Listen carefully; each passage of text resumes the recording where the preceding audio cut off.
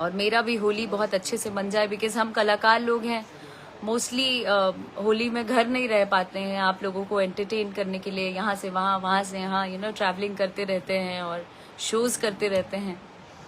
तो हमारी होली आपके साथ ही बनेगी। और अगर आप चाहते हैं मेरी होली अच्छी हो, तो जितने भी लोग यहाँ से जुड़े हैं, यहाँ पर हैं, आप लोग ज़रूर आइए। पटना में जो भी अवेलेबल हैं, बिहटा आइए। आरा से भी लोग आ सकते हैं, नियर बाय जिनको पड़े, जो लोग आराम से आ सकते हैं, नज़दीक पड़े जिनको, वो ज़रूर आइए, टिकट्स लीजिए और हमें प्यार देने आइए, हमारे साथ होली खेलने आइए, मज़ा आएगा।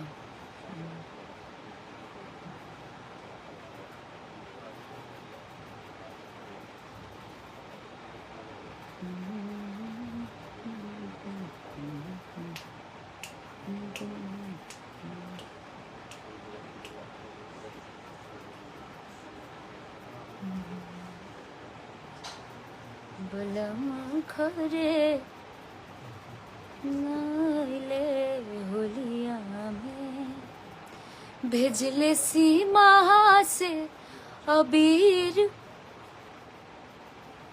दारा झोलिया में, बलम खरे नाइले होलिया में।